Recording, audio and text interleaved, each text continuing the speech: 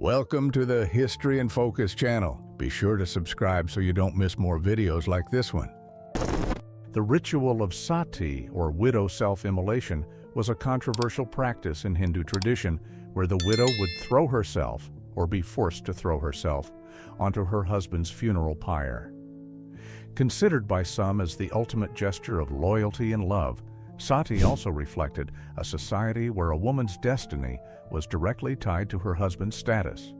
The term comes from the goddess Sati, who, according to mythology, burned herself alive after seeing her father humiliate her husband, the god Shiva, an act that later inspired the name of the practice. Although it was officially banned in India in 1827 during British rule, cases are still recorded, especially in more isolated rural regions. Sati was more common among higher castes and often related to the idea of spiritual purification and family honor. In some communities, it was believed that the widow, by sacrificing herself, would ensure the salvation of her husband and her own family. Even though it is condemned by various religious groups, such as Sikhism and Islam, many women faced intense social and family pressure, seeing sati as the only way to avoid marginalization. In the vast mountains of Tibet, an ancient tradition known as sky burial has been practiced for centuries by Tibetan Buddhists. In this ritual, the body of the deceased is taken to a high and remote plateau where it is carefully prepared and offered to vultures. For Tibetans, this is not a sign of disrespect, but rather a sacred gesture. It is believed that by being consumed by the birds, the body completely dissolves, allowing the spirit to be freed from the physical world and join the cycle of nature. The practice demonstrates compassion and detachment, central values of Buddhism. The ritual is also a form of final charity as the body feeds living beings after death, reflecting the Buddhist teaching that everything is interconnected. Additionally, in regions where the ground is rocky and the climate extreme, this method is more viable than traditional burials. Despite being deeply spiritual, sky burial has been impacted by tourism, leading local leaders to restrict the presence of visitors to preserve the sanctity of the rite. For Tibetans, giving the body to nature is a way to close the cycle of life with humility and honor. In ancient Egypt, the death of a pharaoh did not mark just the end of a life, but the beginning of an eternal journey in the afterlife. And this crossing required a retinue. Hence, the ritual of sacrificing companions, known as retainer sacrifice, emerged. Servants, assistants, and even animals were sacrificed to accompany the king in his afterlife, ensuring that he maintained his luxuries and services even in the world of the gods. The burial was carefully planned. The position of each tomb around the main chamber indicated the role of each individual in relation to the pharaoh. These rituals, more common during the early dynasties around 3000 BCE, reveal the Egyptians' deep belief in the continuity of existence and spiritual hierarchy. Interestingly, this type of ritual was not exclusive to Egypt. Similar practices of funerary human sacrifice were also seen in Mesopotamia, reinforcing how the obsession with the afterlife shaped entire ancient cultures. Over time, the Egyptians began to replace actual sacrifices with symbolic statues, shabdis, but the desire to eternalize earthly order remained. Execution by elephant was a brutal form of capital punishment widely used in South and Southeast Asia, especially in India, where it was known as Gunga Rao. Unlike the guillotine or the gallows, this practice involved the use of trained elephants to crush, mutilate, or even slowly torture the condemned, demonstrating the ruler's absolute power over life and death. The elephants were seen not only as war animals, but also as instruments of royal justice. They obeyed specific commands and could even prolong the victim's suffering before the final blow.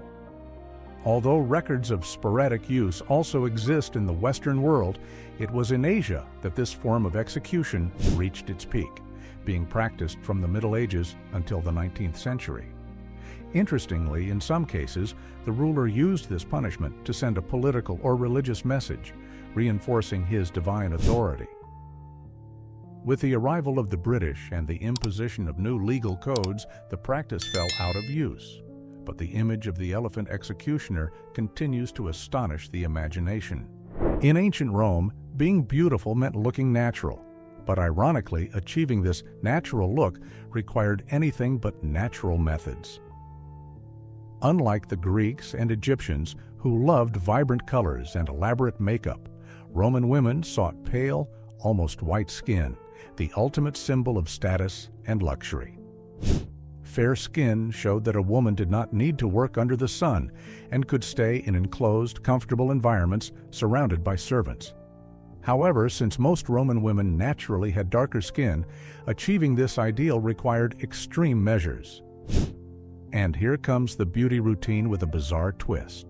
Facial pastes made with chalk powder, white lead, highly toxic, and crocodile dung. Yes, it was believed that the excrement had preserving properties and helped maintain youthful skin. The lead, though it gave a porcelain-like appearance, slowly poisoned the body.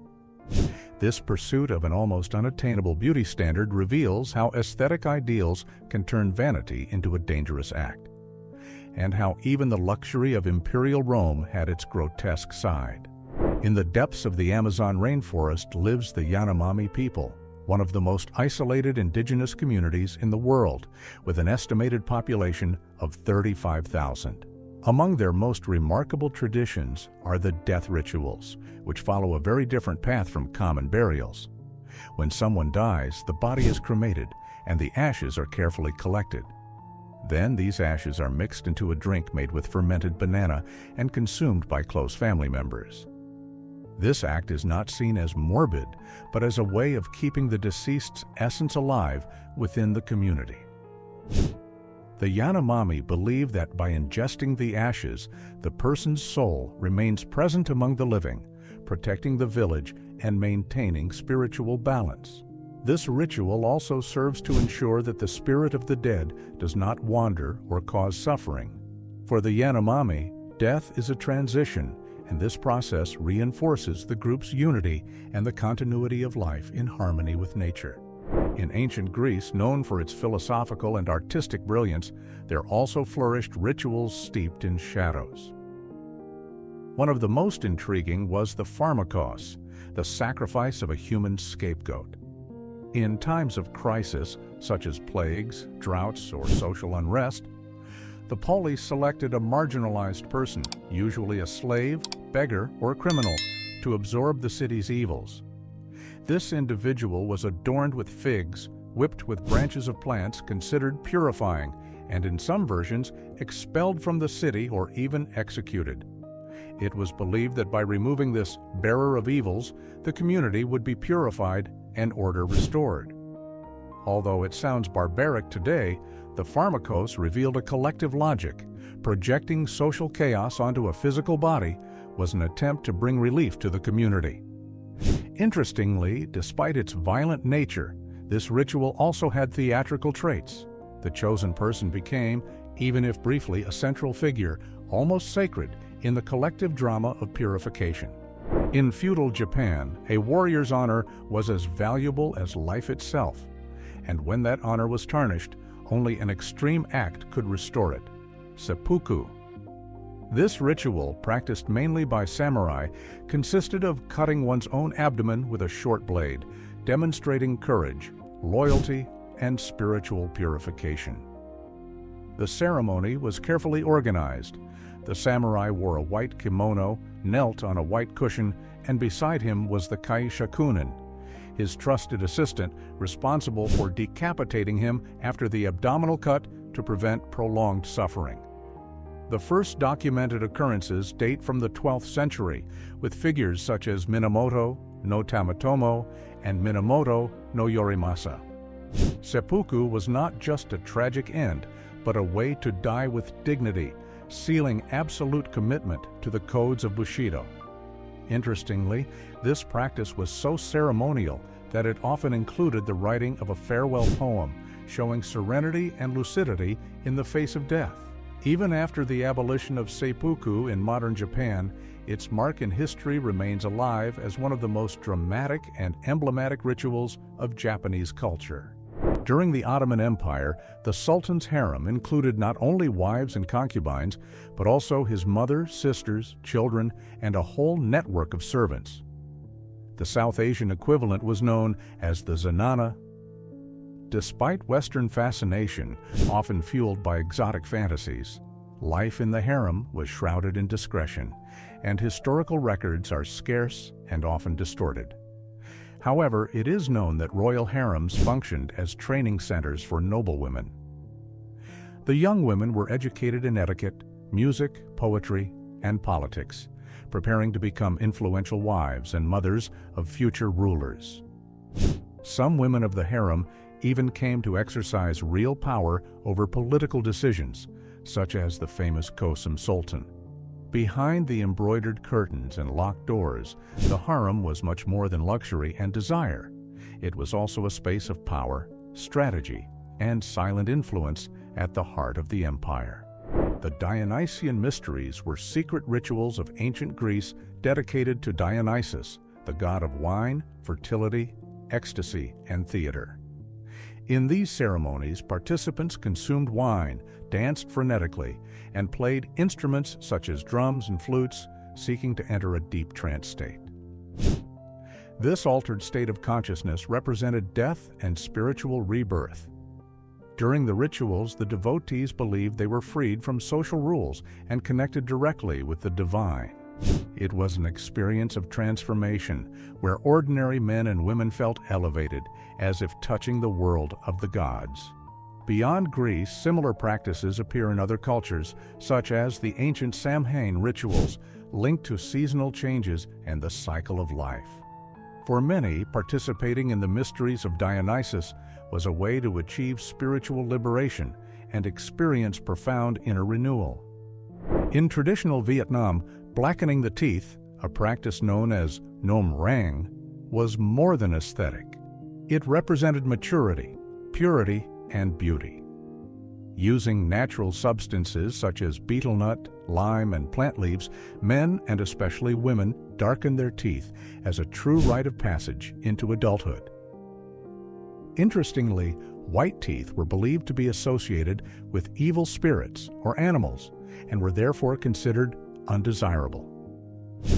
In addition to symbolizing maturity, the darkening also functioned as a natural oral protection, helping to prevent cavities and preserve the teeth longer.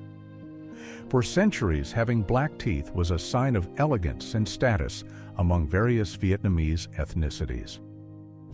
Over time, this tradition lost strength in the face of westernized beauty standards, but in some rural communities, the ritual is still preserved as an ancestral legacy, a dark smile that carries stories, spirituality, and identity. In ancient China, becoming a eunuch could be both a punishment and an unexpected path to power. Castration was one of the dreaded 5 punishments of the Chinese penal system. But interestingly, it also opened doors to positions in the imperial court. Since the Han Dynasty, eunuchs managed the daily affairs of the empire, living at the heart of power within the Forbidden City. As they could not have children, they were seen as politically harmless, making them ideal for positions close to the emperor, including in the harem, where they watched over thousands of concubines without posing a threat. Despite this, many eunuchs accumulated enormous influence, controlling imperial documents, administrative decisions, and even successions to the throne. Some became wealthy, others fell into disgrace, but all had one thing in common. Their lives were shaped by one of the most drastic bodily rituals in history. The practice was officially abolished in the 20th century, but the legacy of the eunuchs remains a somber reminder of how the body, power, and politics intertwined at the heart of one of the world's oldest civilizations.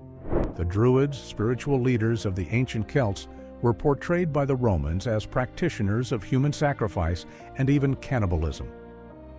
For a long time, these stories were viewed as propaganda, until recent archaeological discoveries changed this view. One of the most intriguing finds is the Lindo Man, a body preserved in a bog in England, dated to around the year 60 CE. He died a violent death. His skull was crushed, his neck strangled, and his throat slit. Clear signs of a ritual sacrifice. Interestingly, traces of mistletoe, a sacred plant for the Druids, were found in his stomach. Roman writings, such as those by Julius Caesar, already mentioned that the Celts performed sacrifices to please the gods, especially in times of war. The death of the Lindo man may have been an attempt to stop the Roman invasion, serving as a possible real proof of dark rituals that were once treated as legend. In the arid desert of the Tarim Basin in China, ancient mummies rest inside wooden boats, a funerary custom as mysterious as it is fascinating. Discovered in the 1990s, these mummies were naturally preserved by the dry climate and revealed unique practices of a still little understood people. The tombs of ancient Egypt were not just burial places. They were portals to eternity. The Egyptians believed that life continued after death, and every detail of the tomb was designed to ensure this journey. Divided into two parts, the lower section housed the body, while the upper part held offerings and was used for sacred rituals. Among the items left were food, clothing, and figurines called ushabtis, small miniature servants that would work for the deceased in the afterlife. Everything was made to last forever, usually carved from durable stone. In the 19th century, European explorers collected many of these artifacts, revealing not only the religiosity of the Egyptians, but also their extreme care for the afterlife. Some tombs even contained miniature boats, so that the spirit of the dead could sail through the world of the gods. Among the most impressive artifacts of the Minoan civilization is the bullhead-shaped rhyton, discovered on the island of Crete. This ceremonial vessel was used in religious rituals, mainly for libations, liquid offerings made to the gods. When filled, the liquid would pour from the bull's mouth, creating the image of sacrificial blood. Some experts believe that on more solemn occasions, the vessel may have been filled with real animal blood, reinforcing the sacred character of the ritual. The rhyton was not only a ceremonial instrument, but also a powerful symbol. During post-sacrifice banquets, it was displayed as a centerpiece, representing the bull's strength and the connection between life, death, and devotion. The bull, by the way, was one of the most revered animals by the Minoans. It even appears in the myth of the Minotaur, linked to the legendary labyrinth of Crete. The rhyton was made of finely carved steatite, with rock crystal eyes and horns restored with gold, showing that beyond being a ritual object, it was a true work of art. In the mountains of Papua New Guinea lives the Dani tribe, a people who perform a mourning ritual as extreme as it is symbolic: finger cutting. In farewell ceremonies for loved ones, primarily women, but also some men, have parts of their fingers cut with a sharp bamboo blade. Without anesthesia or any form of pain relief, the act represents an intense way of expressing grief over loss. Physical pain is seen as an essential part of the mourning process. Furthermore, it is believed that the sacrifice helps drive away the spirit of the deceased, preventing it from disturbing the living. Although it may seem shocking to outsiders, for the Dani, this ritual is an important link with their ancestors and a way to honor the memory of those who have passed. Over time, the practice was banned by local authorities, but it is still possible to see older members of the tribe with hands marked by the rituals, true living records of an ancestral tradition. These scars tell stories of pain, love, and belonging, reinforcing the deep values of a culture that faces death with courage and respect. In the remote forests of Sumatra, Indonesia, lives the Mentawai tribe, known for an ancestral ritual as symbolic as it is painful: the sharpening of teeth. Usually performed when a child is between 6 and 7 years old, the ritual marks the transition from childhood to a new phase of life. With the help of a sharp stone and conducted by a shaman, the teeth are slowly filed down until they resemble fangs. The process can take hours and is done without anesthesia, although medicinal herbs are used to relieve pain. For the Mentawai, Sharp teeth represent strength, courage, and spiritual protection. It is believed that this shape repels evil spirits and strengthens the child's soul, preparing them for the challenges of adult life.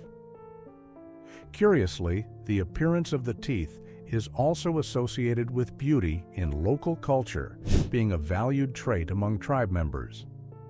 Despite external criticism and health risks, the Mentawai people keep this practice alive as a fundamental part of their identity, seeing it as a bridge between the physical and spiritual, and a direct connection to their ancestors.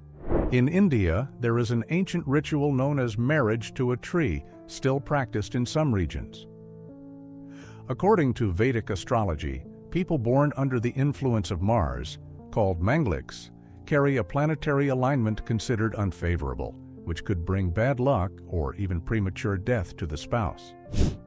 To neutralize this energy, these people are symbolically married to a sacred tree, such as the banyan or peepal, before marrying a human being. In some cases, the allegorical marriage may even occur with an animal. The ceremony follows traditional rituals and is considered a spiritual step to remove the negative effects of the so-called Mangal Dosh. After the union with the tree, which is later cut down as a way to end the marriage, it is believed that the individual is free to have a stable and protected married life. Among the most bizarre traditions of antiquity, neck elongation with metal rings stands out as one you definitely should not try. This practice was, and still is to a lesser extent, found in regions of Africa, Southeast Asia, and South America, especially among women of the Padang ethnic group in Thailand and Myanmar. The idea was simple, but the process extremely complex and painful. From childhood, metal rings were placed around the neck, and over the years, new rings were added, creating the illusion of a longer neck. But the anatomical truth is quite different. The neck does not stretch. What actually happens is the lowering of the clavicles and compression of the ribs, causing the shoulders to slope downward and giving the impression of an elongated neck. The look was a standard of beauty, elegance, and cultural identity. However, there was a high price to pay. Bones weakened, muscles lost strength, and in many cases, if all the rings were suddenly removed, the person could not support their head, risking fractures. One of the most painful and disturbing traditions of ancient China was foot binding. Emerging between the end of the Shang dynasty and the beginning of the Song, around 1000 BCE, this practice consisted of tightly binding girls' feet from the age of 4 or 5, bending the toes under the sole and breaking the bones so that the foot would not exceed 4 inches. The exact origin is uncertain. One legend says that an empress with a deformed foot made the practice mandatory at court. Another, more accepted version associates small feet, called lotus feet, with an extremely valued aesthetic ideal. During the Qing dynasty, in the 17th century, it was practically impossible for a woman to marry if she did not have bound feet. Such was the social pressure. Having tiny feet was a beauty standard, status, and refined femininity. The paradox? Despite being considered sensual, the feet were covered by embroidered shoes and rarely seen. The pain was constant, infections were common, and mobility was limited. Many women spent their lives struggling to walk. Although the practice was officially banned at the beginning of the 20th century, it still persisted in some rural regions until the mid-20th century as a dark remnant of an extreme beauty ideal. In the heart of ancient Greece, at the foot of Mount Parnassus, was Delphi, the legendary home of the Oracle of Apollo. People from all over the Greek world traveled there in search of answers. Along the sacred way, pilgrims passed by treasuries built by cities and kings, all filled with offerings to the god of prophecy. Before consulting the oracle, they performed purification rituals at the Castalian spring and made sacrifices to please the gods. Inside the temple of Apollo, the priestess known as the Pythia sat on a tripod, inhaling sacred vapors. In a trance, she uttered enigmatic words that the priests translated into prophetic verses. These messages were so ambiguous that they could change the fate of kings. One of the most famous cases is that of King Croesus, who misinterpreted a prophecy and ended up destroying his own empire. It is believed that the vapors inhaled by the Pythia came from natural fissures in the ground, possibly containing hallucinogenic gases. For the Greeks, Delphi was the navel of the world, a sacred place where the divine met the human.